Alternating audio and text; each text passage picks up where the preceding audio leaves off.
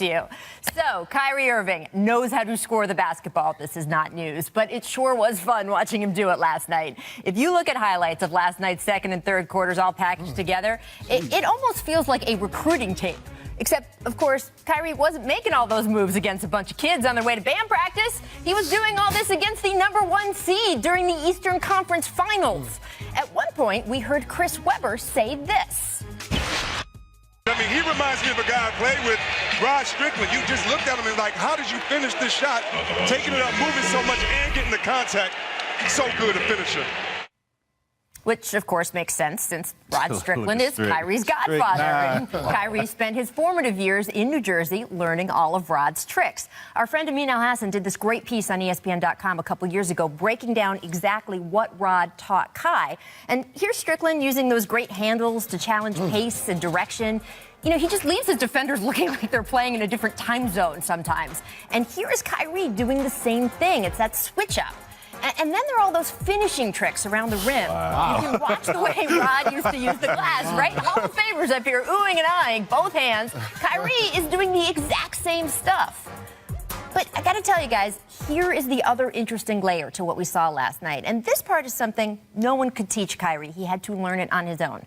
There is a difference between being a guy who believes he can go out and win a game for his team and being a guy who believes he can go out and win these games in the playoffs when the stakes are sky high and every move is under the microscope. Earlier this year, Kyrie told me he hadn't fully made that evolution until Game 7 of last year's finals when he sank that shot at the end. As soon as the ball went through the net, he said any of those little voices that might make him doubt himself, they all disappeared. Take a listen. It is freeing, right? Because all of that criticism that you heard, even early in the NBA Finals, people saying, oh, he's shooting too much, his assists aren't high enough, that kind of thing. It seems like you felt vindicated by that. The vindication came not just from proving everyone else wrong. The vindication came from living up to my own expectations. I stopped necessarily putting energy in that place of trying to make everyone happy. Now, when I started realizing that part of listening to all that will never matter to me, ever. It has no energy bearing on or effect on my life. So why give it energy now? This is just basketball. Just love it and go out there and play. So if Kyrie Irving never again looks like the moment may be too big for him, that is why.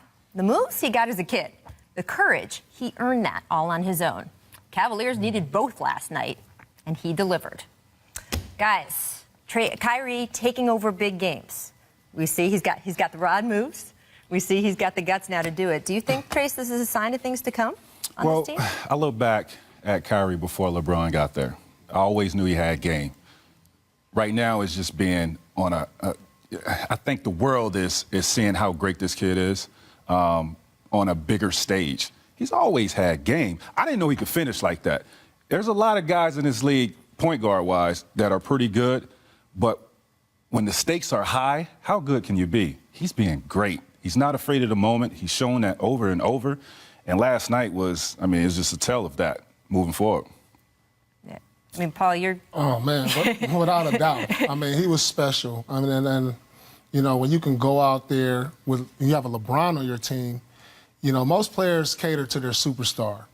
But Kyrie, he understands the moment when he has to do the takeover thing. You know, that's the one special thing about it. He doesn't have to do it every night, but it's in the bag because he has a LeBron, he has a Kevin Love, but he senses the moment, and you saw that last night. Did you guys have to learn the way Kyrie said he had to learn that thing of, okay, I'm just not going to worry what anyone else thinks. I'm just going to go out and do it no matter how important this moment is? I think it's something that you kind of grow into. I think the familiarity of him and LeBron playing together and getting used to each other over time. LeBron has always been a guy that dominates and takes over games late in the game, but now he is getting a little older. There's injuries and things of that nature. They say he was sick a little bit. So when a guy like Kyrie steps up, it just continues to build his confidence. And as Trace and these guys said, he's always had this kind of game. It's just a matter of when he's able to put it out there on the line. And there's not going to be too many games where LeBron James play the way that he did last night, 4 fouls in the first half, that he's going to have that opportunity. But every time I've watched him, and he's had that opportunity, he's rose to the occasion. And he's built on it, right? I mean, now that he's been in the finals, he's done that. You can see him putting it into work here. Last night's performance was bigger than the performance he put on in Game 7 to me. Really? Hold on, Pip. Well, because I felt like last night's game was so important. No. What? He was down. He did not win a game without LeBron. He didn't win Game 7 without LeBron. Last night, he pretty much kept them in that game until LeBron True came indeed, back. but they had another game to look forward to. This is Game 7 of You the don't want to NBA look Finals. forward to playing 2-2 going back to Boston. They are the #1 seed. Let's not forget that. We're talking about Game 7 of the NBA Finals. There's no tomorrow. Okay, The stage was definitely locked. My point is, I get what you're my saying. point is, they're still fighting to get to the finals. Right. Yes. Okay? And we're expecting them to get there. But if they lose that game last night, they got some problems. If they lose that game last night, I still think nobody in the world thinks they lose this. No. Well, I don't think they would lose the series, but trust me, they don't want to go back to Boston. The stakes could have been bigger in Game 7, and I have to agree with these guys. But I will say that the performance and what he contributed could have been a bigger deal. I thought last night's performance was huge. I mean, he didn't score 42 in Game 7, did he? He did. I think No, he scored but 41, right? Yeah, but earlier in that series, he scored 41. He did do it by himself at a time.